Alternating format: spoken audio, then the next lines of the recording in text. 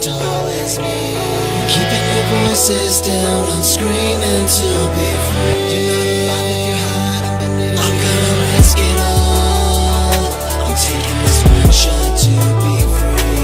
Hiding your face from the light, cause you're too afraid to see. I'm not a part of the common belief.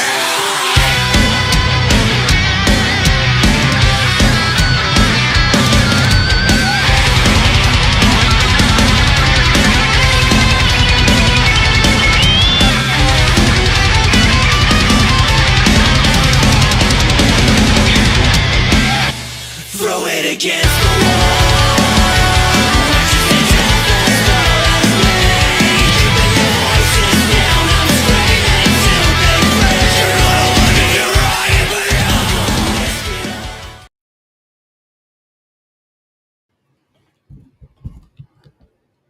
What's happening, ladies and gentlemen? Welcome back to the WarDawg Trail. This is your host, Sergeant WarDawg. All right, this is episode 133, and we're bringing back a very dope guest that we had before, who was one of the illest in the two-way Second Amendment uh, gun industry. All right, she's an influencer, brand ambassador, instructor. She's got the game on lock, man, where she's at. And that's why I'm a fan. That's why the hosts of this show are a fan. All right. Before we bring her to the stage though, let's go over a few announcements. All right, you can catch me live every Saturday night from 8 to 9 p.m. on DV Radio. That's Dysfunctional Veterans Radio.net, dvradio.net. Come back, laugh like you did in the barracks. You got hosts from each branch. Just come rock with us, man. All right, you can find my book, The WarDawg Trail, Marine Rifleman Struggle with War and PTSD, on Apple Books, Audible, and Amazon. And let's see, last but not least, my book actually won an award from bookauthority.org. It won one of the best Iraq war books of all time. So salute. Be sure to grab your own copy and hear my tale of 3 tours in Iraq from the very first day of the war as a Marine rifleman. All right. Welcome back to the WarDawg Trail as usual. Now, without further ado, I bring to the stage the one, the only, Danni from Defensive Unicorns. Welcome to the show. Hi. Thanks for having I'm me sorry. back. I'm sorry that little gap, that little pause. I'm still a little rusty on some of this.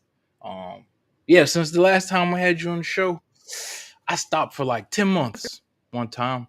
I don't know, I just wasn't feeling it. So I stopped for like 10 months. But that's the only thing I Wow. like about this whole podcast and social media stuff is that you can pick back up and jump right back in, Yes, you can take your even break. 6 months. Mhm. Yeah. You can take your little breaks. Wow. So you know how that And is. congratulations on your book and your award. Oh, thanks a Congrats. lot. I appreciate it. Yeah. I You're appreciate it. welcome. All right. Let's see. The last time we had you on the show, I believe you were repping the ATL and Georgia area. Is that right? Yep. I'm still here. Okay. All right. So, Mhm. all right. If you don't mind, for those who didn't see the last episode we had you on, you remind them where you're from and what got you into firearms, but you tell as much or as that as you would like to, from what I Okay. remember you telling me before. Okay. So again, I'm Danny. I have my own company, which is Defensive Unicorns. I originally started my company in Philadelphia. I then later, I've been here now for 4 going on 5 years in Atlanta. I started my company because I am a DV survivor. That's a domestic violence survivor for people who don't know what DV is. I was married to someone who had basically got shot for being in the wrong place at the wrong time. When he got shot, they gave him Percocets. He became addicted to them, and Yeah. then the mood swings and the change of behavior, and Okay. before you know it, I think a lot of it too was him dealing with his stress and me sort of trying to. I became the punching bag, so it turned out to be where yeah, I thought I was supposed, but I think he just took it as like, I guess I was through, so he can be, as blunt as he wanted to be with me. And it became first like the verbal abuse, of him just not feeling like himself, so he wanted to bring me down as much as he could. Um, and then from there, it became money issues because the doctor wasn't giving him the Percocets anymore, because you could tell it was a clear addiction. And then from there became buying street drugs, and it just got worse and worse, from stealing my money to then the physical abuse, um, to the point that it was just like, all right, I gotta go. Um, so I started to plan, to get away once he refused to get help over and over again. Um, Taking my time to make sure I had a place to go. Obviously, I have kids, so it's not just a pick up and run. You got to plan it out. Um, so I had took my time to make sure I actually had things together, and in place to make sure me and my kids were going to be safe. Once I did get to the point of actually being able to escape and move, he just ended up stalking me and stalking my kids. So it became years of frustration with restraining orders, with calling the police, with trying to do everything I could and think that I should do, in that situation, and not really getting any relief or ever feeling safe. House still being broken in, kids still being approached at school, just a lot of stuff that was just going on, even with trying to utilize the um, court system, and it's still just not being in my favor. Where finally, eventually, I was like, hey, something got to give. I don't want to die, and then my kids are stuck with this man, or they have no one, or they're in the system because I was dependent on somebody to protect me that wasn't protecting me, and I needed to protect myself. So I ended up going to try to take hand in hand first. Um, but I did realize with that training, they talked a lot about basically like my abuser being up on me, and he's in your face, and you got to do this, you got to do that, and it was real triggering for me at the time. So eventually I wound up looking into other alternatives, where obviously I saw tasers and stuff like that, which most of them at that time you still had to be pretty close, so it really wasn't ideal for me. And then I came across a firearm instructor, so from there, I went and took some classes on my own. I did realize that when I took them classes, it was a little intense still. So I sort of took my training in my own hands, and I started to just go to the range every day. And I got pretty good. And before I knew it, women were there and they were like, hey, who taught you? I want to learn. And they were saying, it was hard training with boyfriends and husbands. So I started helping them, but I really wasn't an instructor at the time. So I just was telling them what works for me.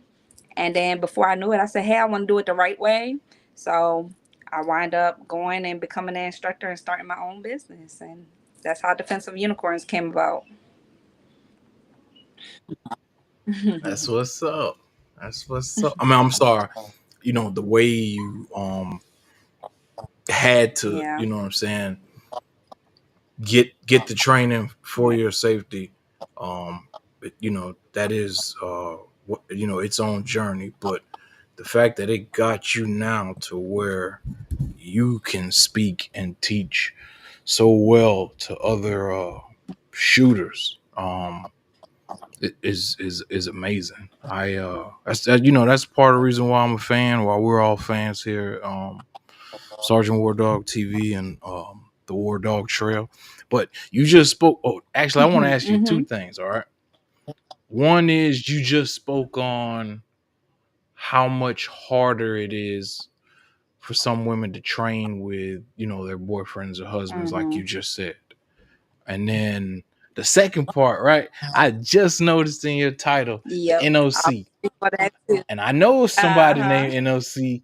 So I need to hear you tell me Yep. what's going on. So with about the women training with their boyfriends and their husbands, I think I sort of had a sense of that training with a male instructor that I believe wasn't used to training with a survivor.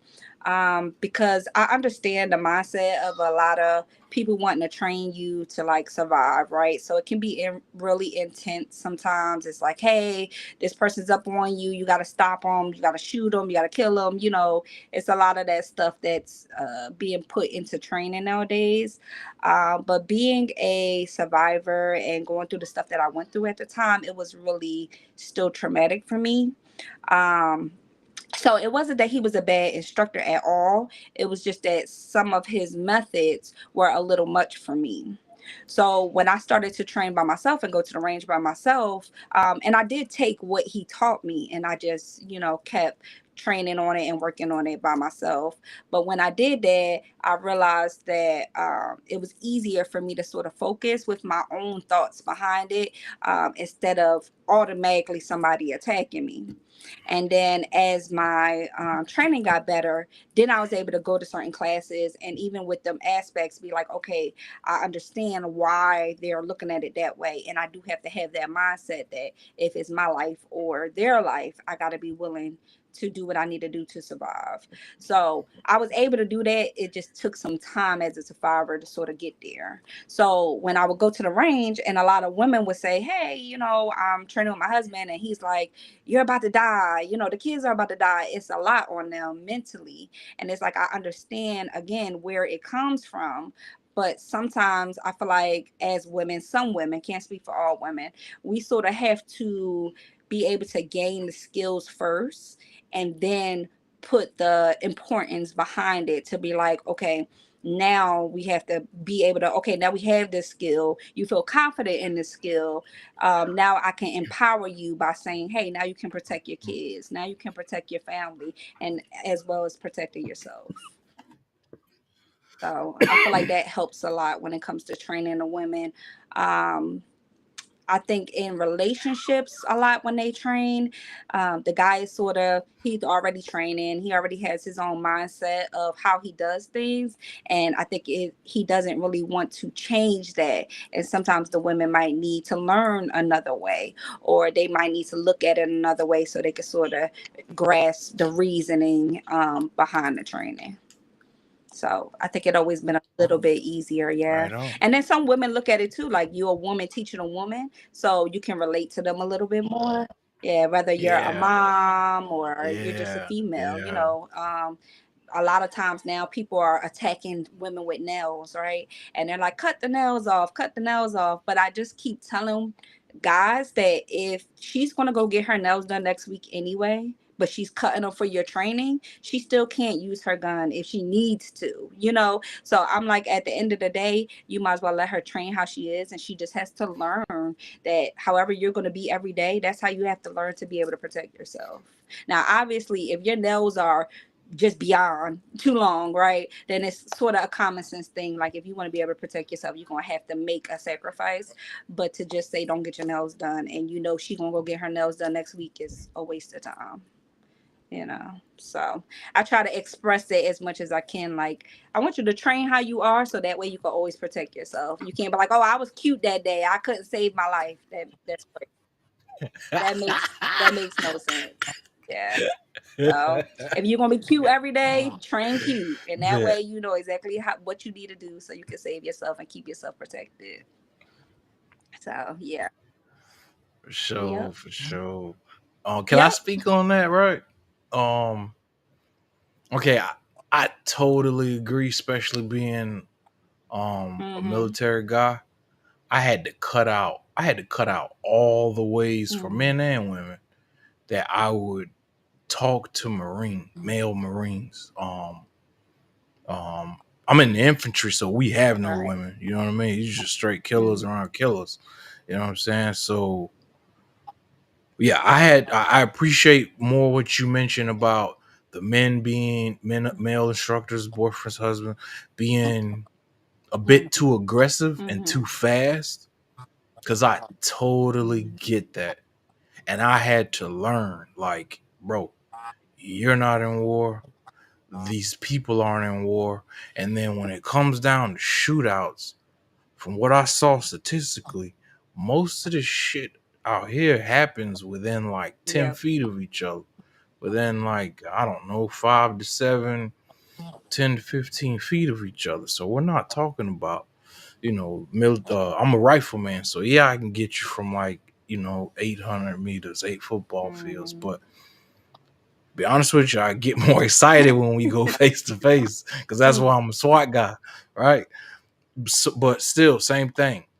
I had to Yeah. tone all my shit down to say not that because this is someone younger Right. or female or anything else, The mind. because I have been ingrained and taught this aggressive, overkill way of Mm-hmm. doing shit, and I had to tone my Yeah. shit down if I ever expected to help Yeah. anyone.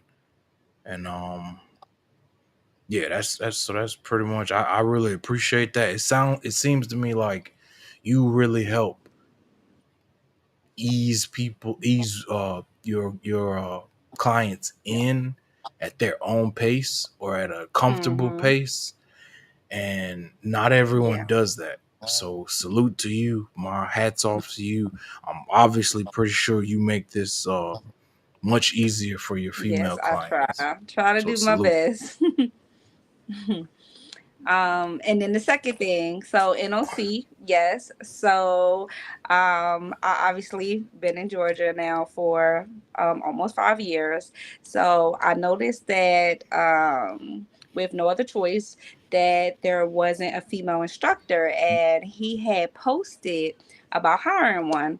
So I thought, hey, if I can still do what I I did yeah. see that. So I said Yeah. if I could still do what I'm doing for my DVs and be able to still do defensive unicorns and be able to do no other choice, then I would love to join him. And I wind up filling out the application, and then I went and I did the test and qualified, and now I'm the female coach for no other choice, as well as doing defensive unicorns. Yep.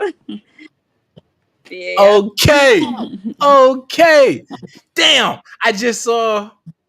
Man, I interviewed NOC for my second time like probably two Yes, months he's ago, great. and he didn't mention this. He didn't Hmm. mention this, so I didn't know. You know what I'm saying? It was jumping off already. But salute, you one of the first female instructors for Yeah. NOC. No other choice, and I gotta give it to you, man.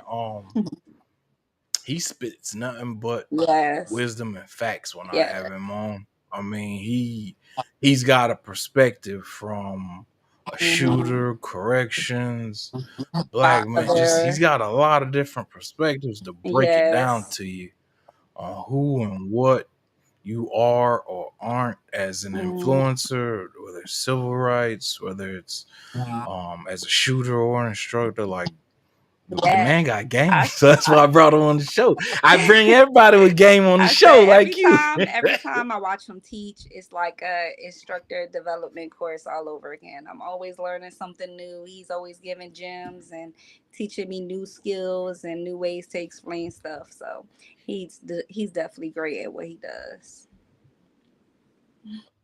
Mhm. Right on, right on. How long have you been So with now him it now? been about a year, but I started off pretty slow. I still am working with a couple foundations out in Atlanta. I've been running into a lot of issues with trying to do firearm training as well as domestic violence. Basically, like safe havens. A lot of times the foundations or the organizations don't really want to mix firearms and survivors. Um, so a lot of times I could speak on my story and explain, that I went from here to here and all the steps that I took and how I got to where I am, but I can't really speak on what I do now and how I am still trying to make sure women feel protected and they're not by themselves and they know that there's other people out here, not just by your trauma story, but also by your aftermath, like where you are now and how you're surviving and how your life has changed. But again, I have hit some rough paths with that. So I have been taking it for what I can. Like if I could talk about my story and I could try to help other women, I'm all for doing that. But I definitely want to be able to also help them get their lives back and feel that empowerment again and feel like themselves again and not feel like they're a weak target. So if I can put them together, then that's definitely what I want to do. So I am working with a foundation now. I'm not going to speak on it too soon, but it does sound hopeful. So I'm hoping that that comes through. So I've been working on that a lot, as well as still doing like my private lessons and my group lessons, with no other choice. So, and then doing instructor development as well. So, yep, getting things All done. right. That's what's up. That's what's up. Um, I would really like to ask you when when was the date or the moment when you said as a DV survivor, but at the time, someone facing it actively, when or how did you say, fuck that, I'm gonna defend myself and arm myself over this bullshit? How'd that work So out for you? So for me, my finishing point of knowing that I needed to first get out of that situation, that it wasn't going to turn around for me, was when my kids started to normalize it, right? So when it became normal, they would cry and they would sort of, but it became like, okay, it's just another day. That's what I knew. I was like, all right, it's time for me to get out of this situation. It's, you want to hope that somebody's going to be able to change and they're going to want better for themselves. But, after so much, you're like, I got to just face the facts. So that was that point for me. And then from there, it was just doing everything that I need to do. I did the restraining orders. I did the custody, the moving. I mean, I was moving every year. I was changing my kid to move. I went into the programs. They got a blacklist program where they sort of hide your address so that people can't find you. I was doing that, but I just kept running into people, and then people would say, "Hey, I saw her," or "I saw the kids," and he just kept finding me, and I would call the cops, and they would take 2 hours. Um, my house kept getting broken into. My car tires kept getting flattened. It just got to a point for me where I was just like, I can't keep living like this. You start to feel hopeless, you feel alone, you feel like there's no one to save you, right? There's nobody to save you and there's no way out. And I just got to a point where I was like, I want to provide more for my kids. Like I want them to not just see me cowarding and hiding and running, for their life. So I was like, I just want to get to a point where I take my life back. So I think he tried to run me off the road, while I had my kids in the car, and I'm on the phone with the police, and they're pretty much like, hey, come to the police station. And then they're like, oh, stop over here, we're gonna wait for you, and then we're gonna come out and we're gonna catch him, or whatever the situation was. And I mean, like, he was running into the back of my truck to the point that I was like about to go off the road. So I'm like, yo, y'all can't come to me. And it's like, well, by the time we find you, you can be here. And pretty much it just turned out me just going past the police station, getting to the police station, and he just went forward. It was no, they didn't block him off. It was just crazy to me. And at that moment I just realized, like, my life is not important to them. At least not like it is to me, you know. And I was like, and I gotta be able to protect myself and save myself.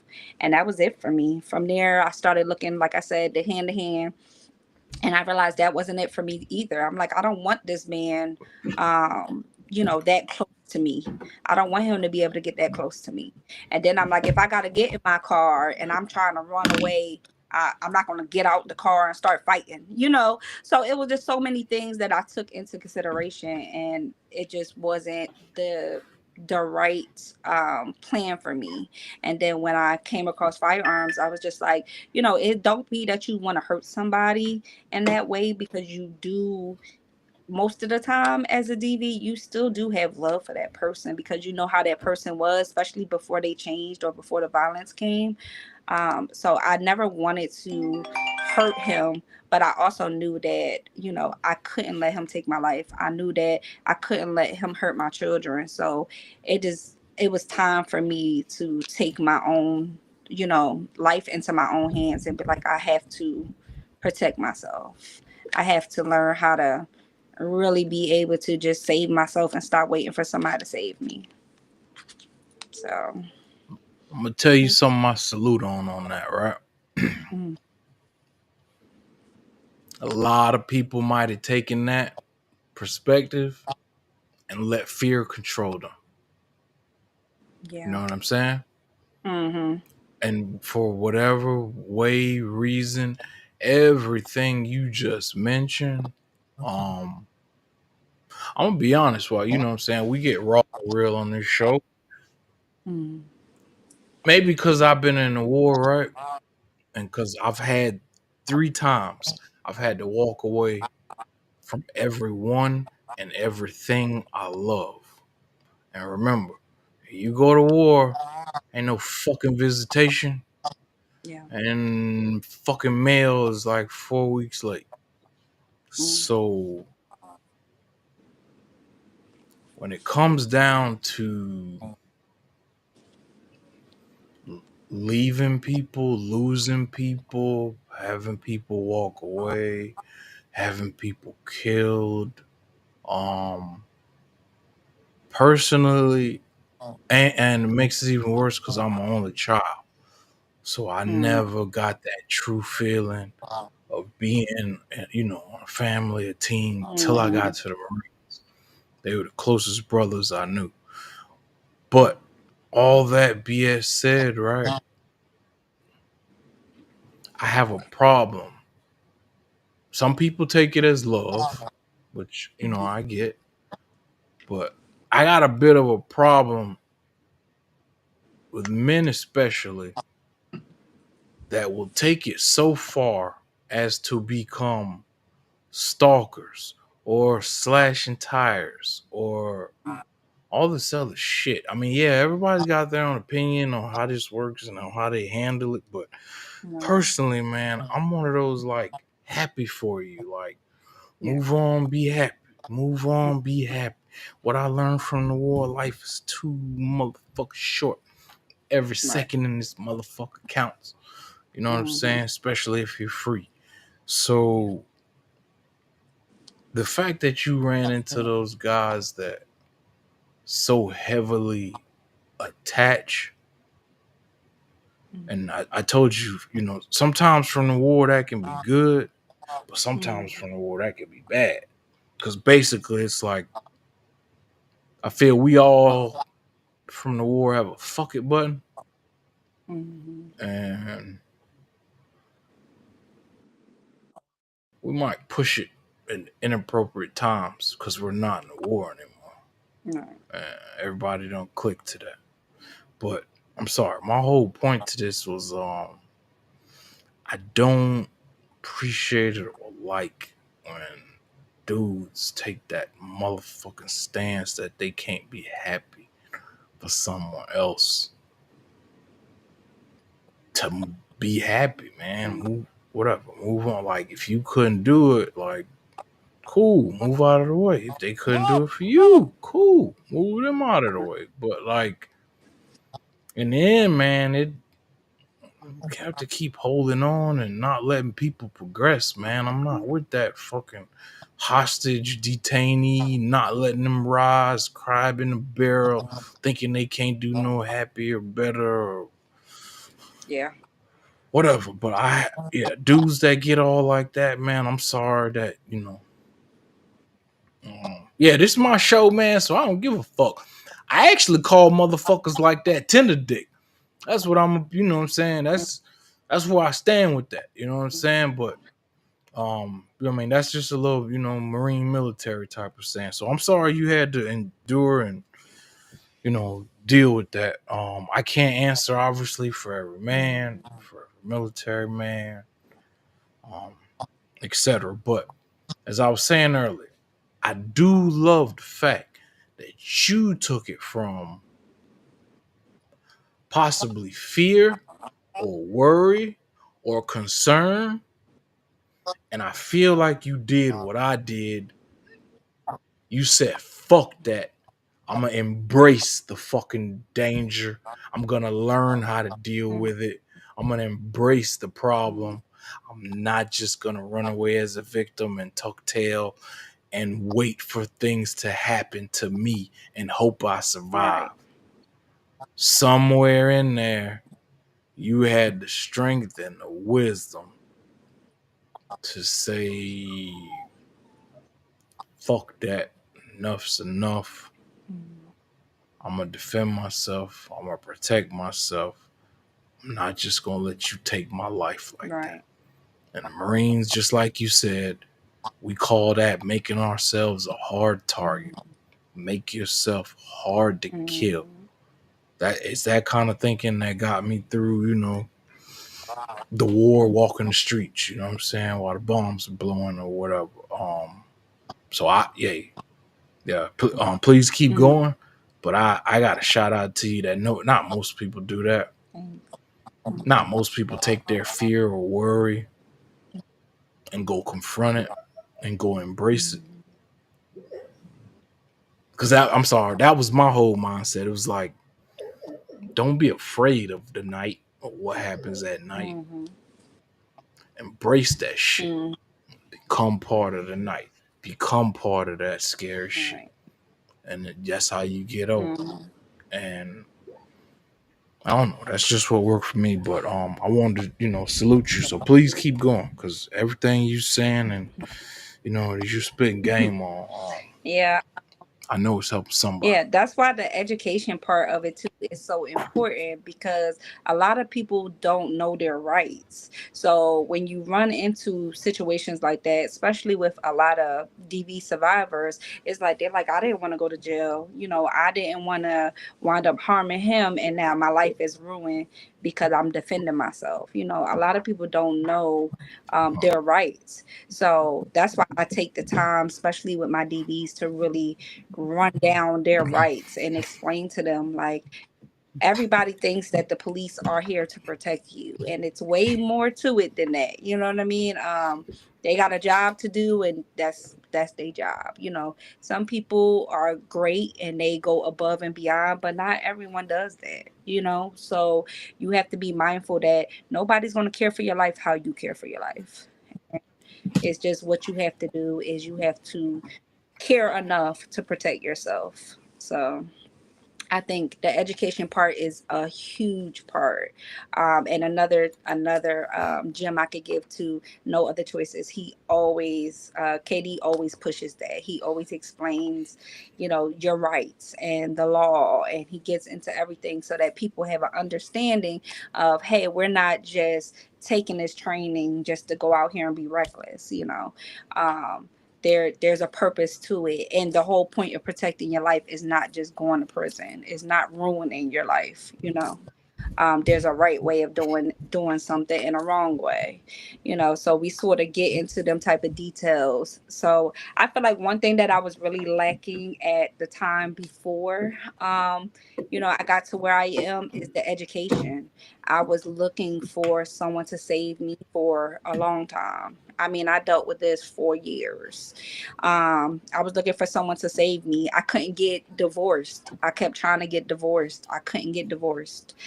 They couldn't find him, so I was stuck with his last name, which made it really easy for him to keep tracking me over and over again, and him to keep saying that he was my husband, even though I kept saying we were separated. Um, I even had a police officer sort of like laugh it off and, say something to the lines of, well, that's why you getting divorced. You know what I mean? Because I called the cops. So it's like, The fuck? yeah. So yeah, it gets to a point where you really feel like you're alone and nobody cares, and you really just have to start. It's either like you say, it's that breaking point. Either you give up and it's like, hey, this is life. Like, I'm over it. Like, y'all not gonna care till I'm dead, right? And then you just like, if I die, then they'll care. You either hit that point, well, at that point, because you will hit that point, but at that point you either decide, okay, am I going to protect myself and am I going to take my life in my own hands, or am I just going to give up and then prove a point to them to be like, this is obviously what y'all wanted. You know what I mean? Because y'all weren't doing anything to help me or anything to protect me. Um, but that's also why I push so much. Like, there's nobody out here that's being paid to protect your life. You know what I'm saying? Like, they have their jobs, but it's not personally to sit there and protect your life. You have to go out and you have to put in the training and get the education to protect yourself. And that's just what has to be done. So, You yep. motherfucking right. You Yeah. motherfucking right. I can't. No other Mhm. way to put that, man. Everything you said, you Yes. motherfucking right. Yes, Straight. I'm telling you, I have ran into some of the craziest things, and I had, when I first like got into firearms, and I started to have that empowerment and gain my life back. One of the first things I wanted to do is tell other women, especially that were in my circumstances, like, I want you to be able to know that there's another way out. I want you to know that you're not alone. There's other people out here like you, including myself. And I survived it. You know what I mean? And not only that I survived it, but now I'm helping other people survive it. So I wanted to be able to express what I went through so that when my education part came, you understand where it was coming from. And I did like a YouTube for like a good year. When I tell you, people were attacking me left and right, they were attacking me all over. It was like, well, you chose to stay in that situation. You could have been left and you should have let him get locked up. And it was a lot of stuff. It's like, a lot of people that's not in them circumstances, they can always speak on what you coulda, woulda, shoulda did, or what they coulda, woulda, shoulda did, and they attack you for it. You know what I mean? The victim So blaming you is got more bashing crazy. than support. Yeah, I got more bashing than support. And then the crazy part is I did get support, but people were so scared to speak up that they would write me messages and they would say, hey, can you help me with this? So I was still passionate about it because I could see that I was touching people, but the attacks were so strong that my readers, like, they were scared. My viewers were scared to speak up. They were scared to tell their stories. They were scared to relate to me because they were like, I don't want to be attacked. So it got to a point where I even stopped doing it because I was just like, not because of me, because by then my skin was thick, right? I was bothered, but I was just like, listen, you haven't been there. You're not me. But I just didn't want people seeing that and feeling like they should be ashamed of their story or not be able to express themselves. Everybody's story is different. But I'm like, you shouldn't feel like you have to care about what society thinks because they weren't there with you and they weren't protecting you. You know what I mean? So it did get to a point where I stopped and I just started doing a lot of private stuff. So I started doing like DV sessions, and like I have mentioned, I do safe havens where we get together and we talk, and But I stopped posting a lot of stuff like that because I just feel like it's not fair to them to feel like they have to be attacked, because at the time you didn't have the education or you didn't have the resources. It's a lot of women out here that can't just up and move. I was blessed enough that even though he was stealing my money, I was able to find a way to save money to move. Everybody can't do that. When you got somebody stealing every penny you take, watching every little bit of money you make from your job, being on top of every move that you make. A lot of abusers, they're on top of everything that you do. They're making sure you can't make any moves. they're they're dumb in a lot of ways, obviously, because of what they do, but they're smart in a lot of ways where they make sure they're covering themselves. They make sure that you're not going to be able to catch them. They make sure that you can't get nowhere. They try to take your kids away from you. They do all types of things. So while people on the outside think it's so easy, they have no idea what that's really like and what it's like to really go through that. So, yep, it's crazy. Definitely crazy. Yeah, yeah. Um, like I said, I get real on this show, so I wrote about this, what I'm saying, in my book, but because you come so hard with it, Mm. and I feel it's truth. I can't be a hypocrite, goddamn. So I'm admit to you and the rest of the world, I actually had a problem with DV. Mm. I did not know I was fucking dangerous. Swear to God, I didn't know. I thought this shit was like any other job. You learn some shit from a job 3 years ago. You forget that shit, you move on. You Mm. learn how to fix this, make this, whatever at this job. You forget that shit, you move on the other direction. Mm. It's fucking shit you learn in the war. I don't know why, but it stays with you.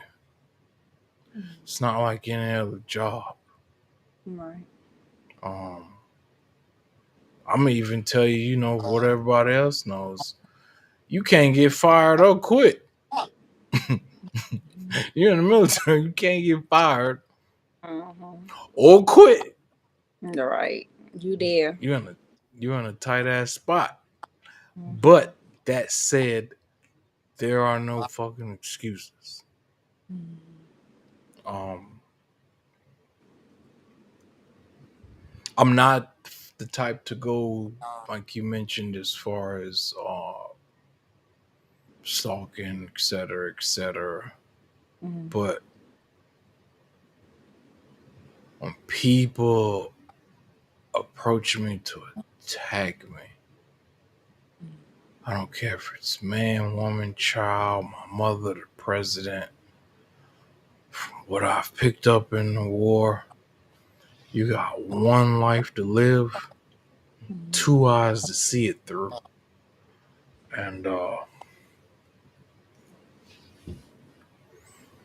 you don't just give that up easily. You know what I'm saying? Under any circumstances.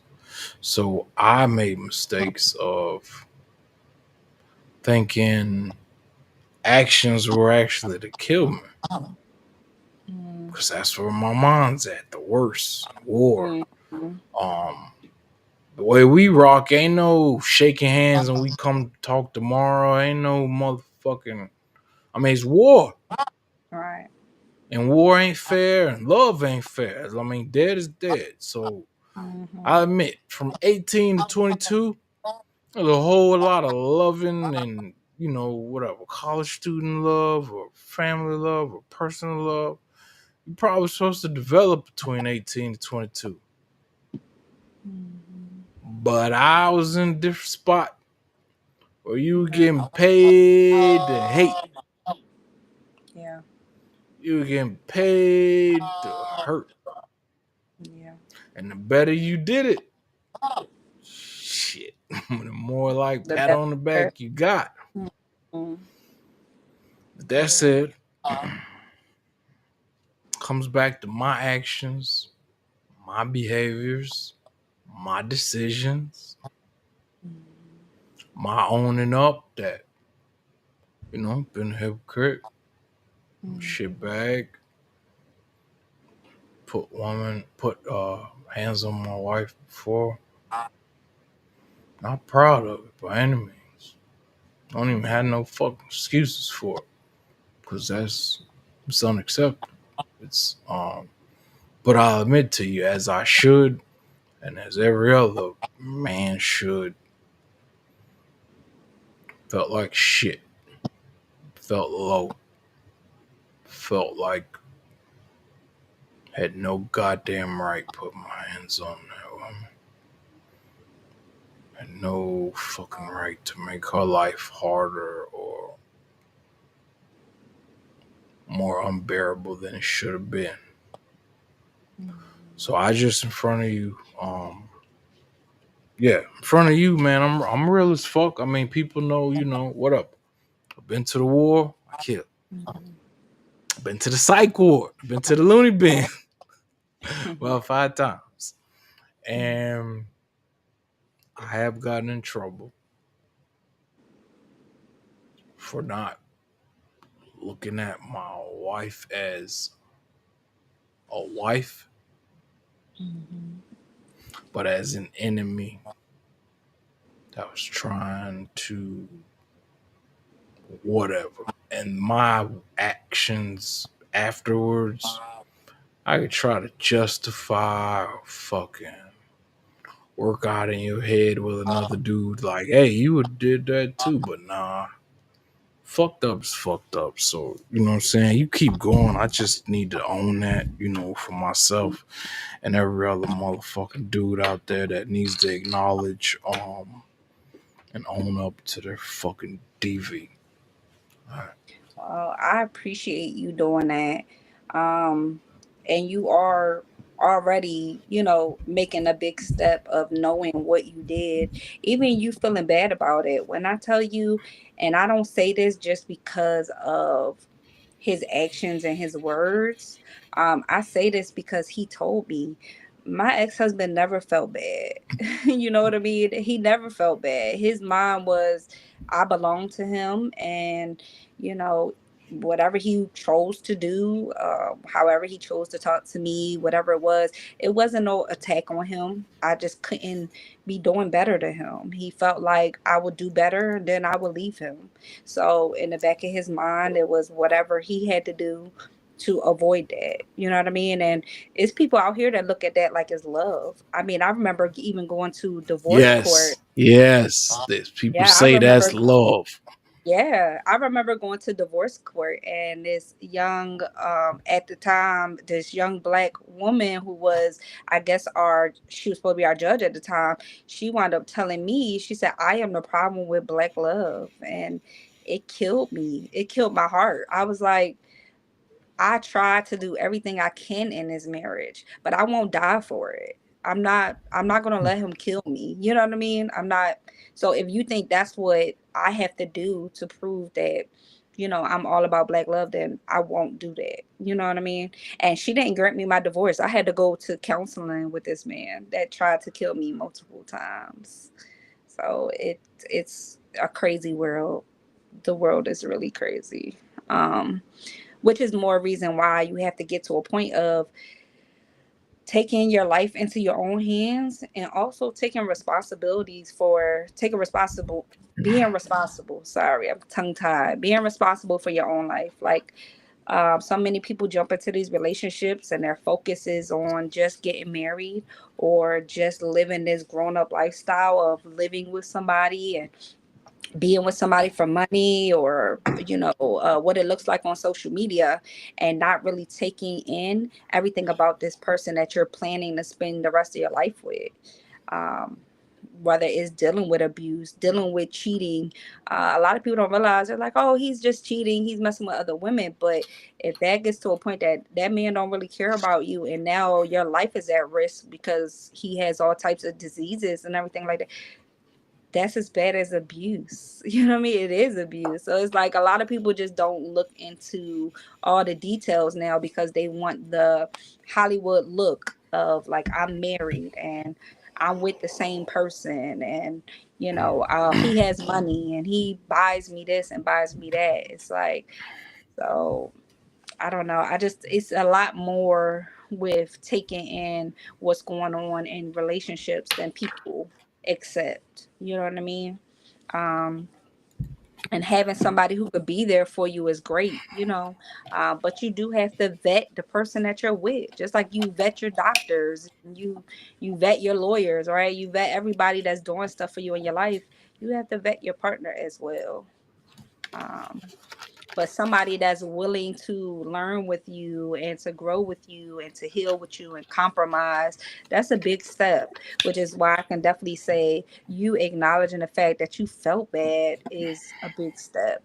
You acknowledging the fact that, hey, I messed up, and you're learning from it, and you changed. That's a big step. Everybody makes mistakes in their lives, but being able to admit it and learn from it, and you know change is a really big step. My dad was in the Navy. I think I told you that before. So he dealt with a lot of, um, he was in war. He was in war mode a lot. So him and my mom had a lot of issues when I was young. So I sort of grew up in that domestic violence setting as well. And I would always hear him talk about the war and how much damage it did to him, and how his mindset was. Him and my mom could get in a little argument and he felt attacked, you know what I mean? And he had to survive, you know what I mean? And he never was able to get the help that he needed to ever be able to change the mindset. So I definitely had big respect for you to be able to do that. So Shit, I didn't expect you to say that. I expect you to say, "Damn, you one of those other motherfuckers." But either way, yeah, I just, what I'm saying, in front of you, in front of the world, I bear my failings. Yeah, I've told you. Obviously, I've taken life or unalived in the war, like many other Marines. mm, Been in the loony bin because I wanted to off myself multiple times. Begged the police to, help me out, let me mm, go. And this fucking DV. I won't be real. I learned a lot from a lot of men what not to do. mm, I'm ashamed to admit to you that I fucking ended up being worse than the men I look to as being bad. I mean, not necessarily like factual in every way, just in my head, in my fucking head. Um, yeah, there's no excuses for the hardship and abuse. We put on, and then I had to learn there's not just physical abuse, man. Like if you're coming out of the military, your dumb ass is gonna come out with verbal abuse off rip. Oh, you yeah. know it, realize it. Mm, It's just the nature of the business. But you shouldn't be teaching, acting towards people that way once mm, you're off duty or once you're out of the uniform.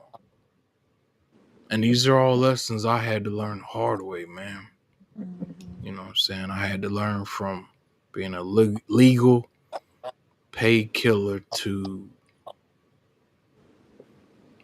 trying to mix in now with society. But that is why I'm so proud, happy, and great that women like Danni exist, to be real with you. mm, Because, like I said, Danni took her fear,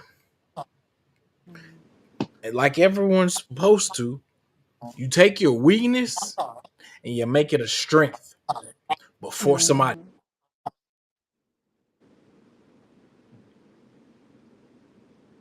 figures out that it's your weakness. Weakness, how mm, people can get you, hit you, kill you, whatever.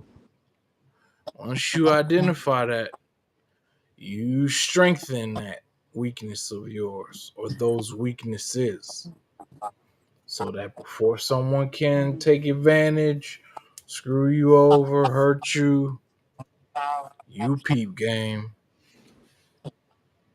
mm, and you You cut the bullshit before it starts. All right, though, Danny. I don't mean to hold up any more of your time. Can you tell us what's going on new with you and Defensive Unicorns? What can we expect in the future? What's happening? Okay, so like I said, I am working with a fundraiser, a foundation company. I'm sorry, fundraiser, a foundation for domestic violence. So I'm hoping that I'm going to be doing big things with that. And then again, as I said, I am the female instructor for No Other Choice. So I'm also doing that. We got events coming up.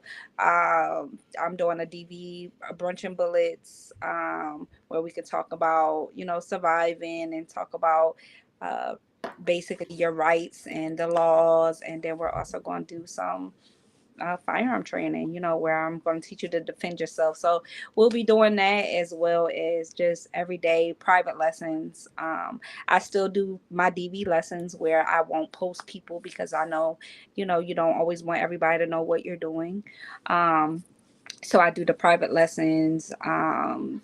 And yeah, just doing big things. We're traveling around. I do have a big class in, let me see exactly, November, where I'll be in Pittsburgh, and I'll be training. So I do some travel classes as well. So just look out for me. Go on my page, obviously my Defensive Unicorns Instagram, and you'll be seeing me post. And also on a No Other Choice website, I'm on there. My private lessons and my group lessons are on there with my dates available. So that's what's going on. Cool. Now, if you don't mind, Hmm. speak on speak on some of those DV courses for me. Let people know what you really bringing to the table with them. Okay, so with the DV courses, we talk a lot about your rights. I want to push that and educate women as much as I can about their rights, because a lot of DVs don't understand the rights that they have. And they automatically think the second that they defend themselves, that their life is ruined because they're going to jail for the rest of their life. So being able to explain that to them, being able to talk to them about these companies and these organizations that's out here that are here for you and trying to help you, whether it's shelters, whether it's places that are helping you to move, the blacklist program. I talk about all the resources I have found. I will find resources to where you live if you're not even in the state that I'm in. I will help you in any way possible because we do have reach all around. So I do my best to try to help everyone, even if I can't see you physically, and you can't come to a class, I still will try to help you. So I have people DM me all the time and I'm trying to help them. So yeah, we come to these classes. We have a safe haven, which is where we talk. Nobody's recording. We get to really talk about our life situations and what's going on. Women have told me the situations they are in as of now. And I do my best to try to help however I can. Sometimes they're not in a position for me to really help them and get them out, but they're basically in their steps. They're figuring out what they can do, and just being able to tell them that there is resources out here and what I did, and any things that I could do to help them, I do that.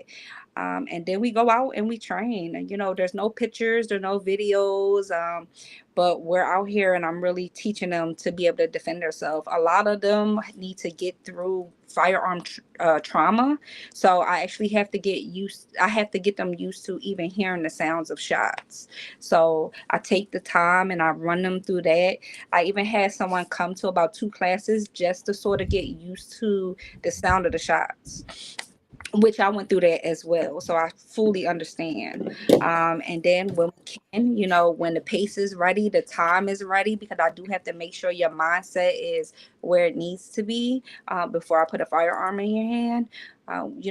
We go and we train. I teach you how to be able to do everything you need to do in a firearm. You know what I mean? Everything you need to do with a firearm in a safe way. What are the protocols, the steps, the paper trails? We talk about everything. And I work with you however I can to keep you safe while you are training and educating and taking the steps that you need to do. So that's how the DV classes work. All right. All right. Cool. Hmm. Cool. Now, like you saw in this, the rest of this episode, I only feel cool enough to talk about certain things with certain people. You a shooter, you out of ATL. My dad and my sister in Decatur. Okay. I was born in Lithonia. Oh wow. Okay. Um, Give me your opinion, all right? Because this has been my mindset, Hmm. especially lately as I'm going through my divorce, right? I always had this Hmm. mindset like we should take all the war people issues and then put us on the planet by ourselves because I know that's what everybody wants, right? So my way of doing Hmm. that was take people that aren't,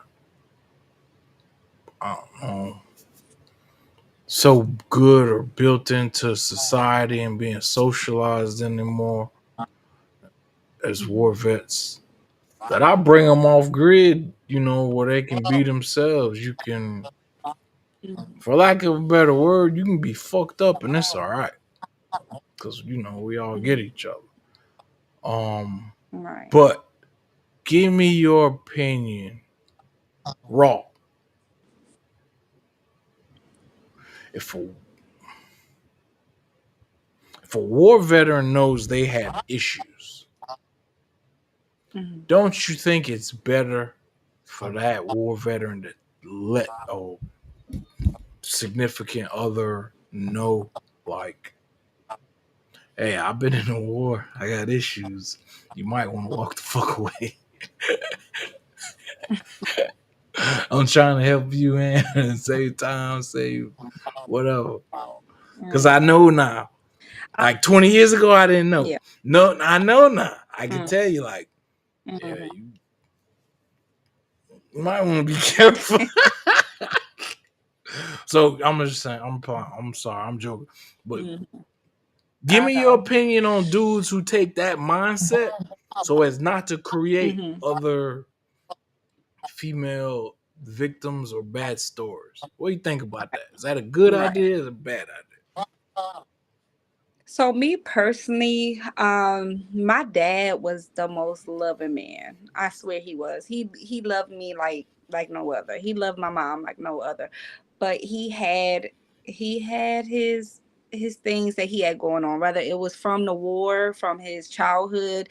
He had a lot of stuff that was going on, but he was a manly man. He was a Navy SEAL. You know what I mean? To him, it was no let's sit and let's talk about it. You know what I mean? It was just Ooh, shit. I was Forgot the okay. last time Yeah, you told me that your daddy was a motherfucking Navy SEAL. I did forget that. yeah, That's right, yeah. because I was like, So damn, you from a bloodline of straight Yeah, okay, my bad. I just had to remind everybody of that. I remember now from the last yeah, show, a daddy is a motherfucking yep. Navy SEAL. So watch your ass, oh, yo. Hmm. You got a shooter. You got a naturally in the blood shooter. Salute.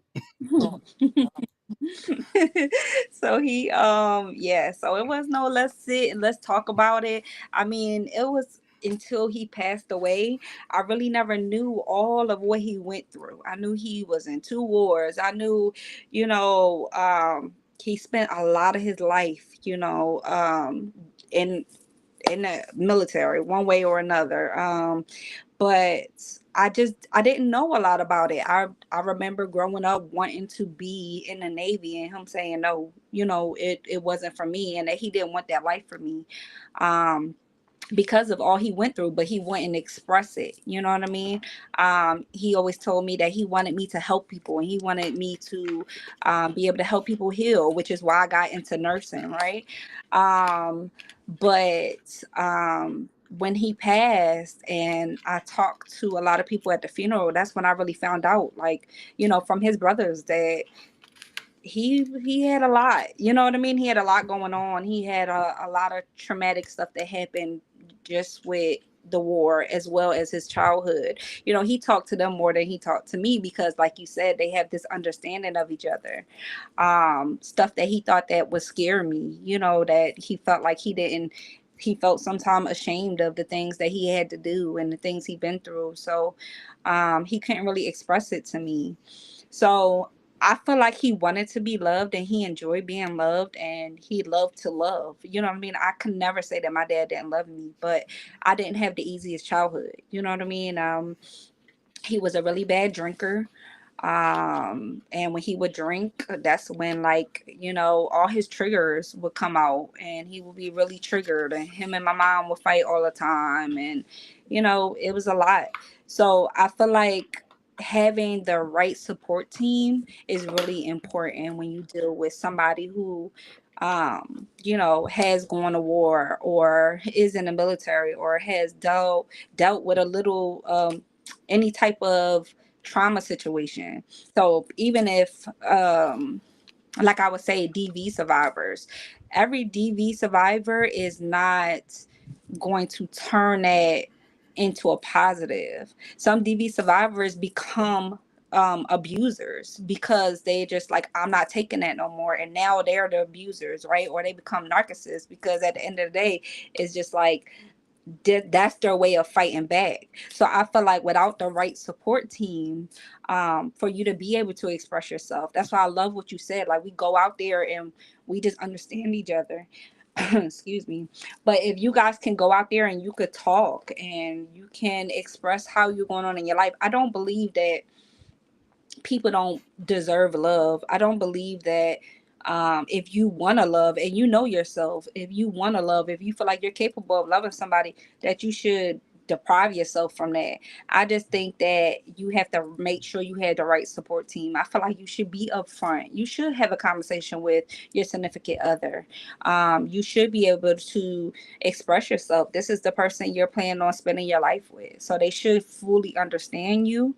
Um, and you just find ways to sort of deal. I still have triggers. I still have trauma. I still go through things in my relationship where I'm like, okay, I have to take some time for myself. Hey, I need a day to myself. I gotta go do certain things for myself. I go on walks. Um, I find that I could get really triggered, and then I can feel like I'm annoyed and I'm bothered, and I'm quick to be like, I'm gone. So I have to change them emotions. I have to control them emotions. And I learned a lot of that through therapy. So I know a lot of men don't like to go to therapy, but I still live by it. I think it's a big life changer. It really helps. Being able to go to groups. I go to groups not just for them. I go to groups for me. I go to groups to be able to talk about my trauma, because sometimes it just catches up on me. It could be years and I've been fine, and then out of nowhere I'm just paranoid again. I can't sleep at night. You know what I mean? I'm worried about my kids. It just comes. It never truly goes away. And that's why I always say, people that talk about it as if it's like it's done. Why are you still on it? They just haven't been through it. Certain things, they stay with you. You just learn how to deal with them. You learn how to cope with them. You learn how to manage them, whether it's going to a group, going to counseling. But being able to talk to your significant other is everything. I feel like a lot of people in relationships, at the beginning of relationships, they give a lot of fluff. They tell you what you want to hear. They want to be who they think you need them to be, instead of being upfront. I'm a upfront person. I'm telling you, I will tell you, hey, this is me. I've been here, I done this, I have trust issues. I will be upfront, and I'll tell you what you're dealing with ahead of time. I don't like to waste anyone's time. So I feel like if somebody gives me the same respect, then hey, at the end of the day, I know what it is. Now, if it's to the point that hey, when I drink, I have this uncontrollable issue, then hey, maybe it's time to stop drinking. It's like you have to be able to take the compromise and to do the sacrifice and change it, especially if love is what you want in your life. Does that make sense? Yeah, it does. It just leaves me thinking a little bit like, still, would it be better if we didn't fuck up women's lives by just letting them know off rip? I've been That's in what the I'm saying. You war. should let I them know got up front. issues. I got baggage. You Now, choose somebody not to who choose to deal with that. I'm cool either way. But somebody who truly loves you or truly into you, they're gonna choose to deal with it. So I think being upfront and telling them, hey, this is what it is, and explaining what that look like. Explain what that looks like. This is what that looks like. So I might have hard times. I might have, you know, days where I'm not gonna call you. You know what I mean? Whatever it is, explain what that look like. I might need some time to myself. If we get an argument, I'm leaving. I'm out. Just explain what that looks like and then give them the option. You can always give people the option of, like you said, can you deal with it or you can't. So you don't I, think war I veterans think could just say fuck it and give up on love? We killers and we no, let that part of us go because our hearts don't work right. no, no, I do not believe no. That's like saying DVs. It's the same thing. We've been through it. We listen. When I say I felt like I gave my life to that man. It's hard to come back from that. It's hard to give y'all. I brought him back to life. He got shot and couldn't do anything. I nurtured him back to life, to walking, to talking, to eating. I did all of that just for him to end up abusing me. You know what I mean? So it's a lot to deal with and to come back from. So I know. I'm sorry. I'm getting all choked up. It's all good. That's how you know you talking that real. You feel me? Yeah, but it's a lot to come back from and to not always think that everybody is the same. So I say, you just have to be upfront and you have to take the risk and let them decide. I'm Mhm. trying to make this easy for dudes though. It's like somewhere in there, right? I'm always feel it's a good thing to let a woman know you might be fucked up. And that might lead to a lot of no's, nothings, rejection, but you do your responsibility of at least informing Yeah. that, because some motherfuckers won't inform. That's all I'm saying. There's a difference between Yeah. if you got Mhm. issues and you don't say nothing, you let them figure it Yeah. out, you let them see it. Mhm. But if you let them know, Mhm. there's one point where, well, yeah, because then you run into that shit where at some point they'd still throw it back in your face, but whatever. That's life. That's life. All right. But see, that's another thing because it's the same thing with DVs. I can express to you what I've been through, and then somebody will throw it in my face and say, "But I'm not doing that to you." But they'll be doing a whole bunch of other stuff. But I'm not doing that. I ain't put my hands on you.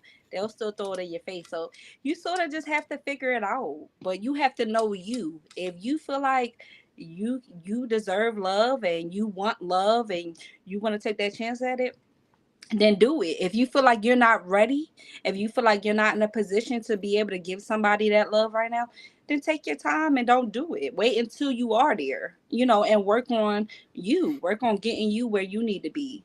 But if you are capable of doing that, then I would say just be upfront and be honest. Don't do the fluff. Everybody does the fluff. They tell you what you want to hear, and they try to be who they want you, who they think you want them to be at the beginning. Don't do that. Just come up front, be you, be honest, and just be like, hey, like if you're willing to work with me, then I'm working on me, and I'm willing to do that for you. And if not, I got a place in the woods where nobody, I ain't bothering nobody. I got a place. I got a tent in the woods where I ain't bothering nobody. But no, all right. On a serious note, as we wrap up the show, I would really like to hear you talk about it's what we call in the Marines the God complex, or what any Okay. shooter we still call with any shooter we call it the God complex, where you know because you have Mm-hmm. a weapon in your possession, a gun, Mm-hmm. you have the power to take life. I've never Mm-hmm. asked a woman this, but Mm-hmm. tell me what it's like if or when a female shooter has the God complex. Um, so to me personally, I feel like just being a firearm owner, it was a new it was a new lifestyle for me. I had really bad road rage. Obviously, I'm a domestic violence survivor, so I have a lot of triggers and traumas, and being a firearm owner, it was a lot that I had to consider about being able to have that ability to take a life if I needed to, right? Not just when, I felt like I could. So I feel like I am at a point that I'm a responsible firearms owner. So I know that I have looked up all the laws, and I know my rights.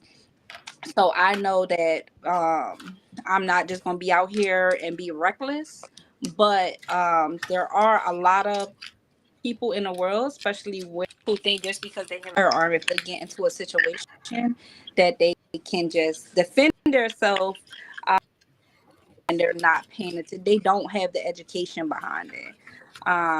So I feel like it's really important to just have that, know when it is to defend your life, when you are in the right, when you need to walk away and avoid certain situations. Like, my mindset is always to avoid. If I can avoid, I'm going to avoid. But if I can't, again, if it's my life or someone else's, I life first. And like, that's how your mind should, as a responsible firearms owner. Bet, bet. I feel that. Did you find it at all strange or empowering? I did following, especially when it got to the point of feeling like I could, you know, um, protect myself. I found it very empowering. It pushed me to be able to do that for others, especially others, because we lose hope. We lose so much faith in the system, in the world. You even lose faith. It's so hard to come back out of.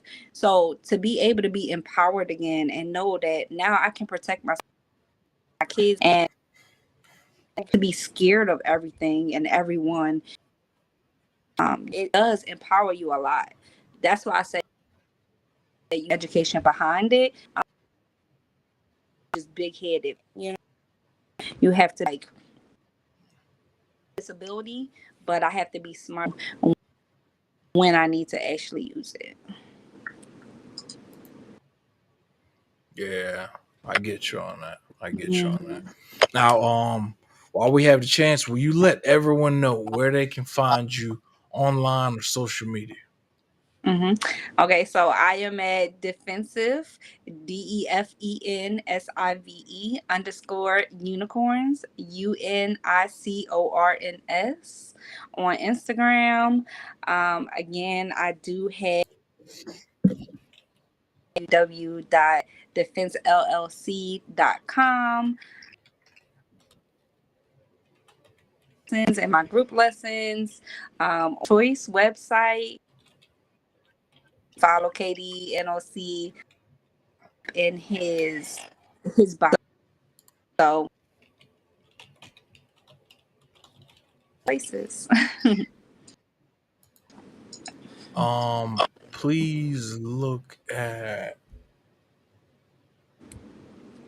what I just added and let me know that's right for people to find you. Defensive underscore unicorns. Yes, that is correct. All right. So this is how you find Danny on Instagram as well as her website that she just mentioned. All right. Yeah. Ladies and gentlemen, this has been episode 133 with the one, the only 2A Second Amendment, not only gun influencer, but also firearms instructor and also is all around dope person, man. You saw her cool and open them. We talked, had her on second time, had to bring her back, man, because she's got a perspective, bro. She from ATL and whatnot. She spits that different perspective for shooters that everyone else around the world needs to hear as well. All right, so Danny, any last words? Nope. Just, stay safe out here. All right, all right. Well, like I said, everyone, it's episode 133 of the WarDawg Trail. I'm happy to have Danny on again from Defensive Unicorns. Thanks a lot, Danny. Salute. Thank you. Bye. All right. Episode 133. Told you it was going to be dope. I told you. Salute.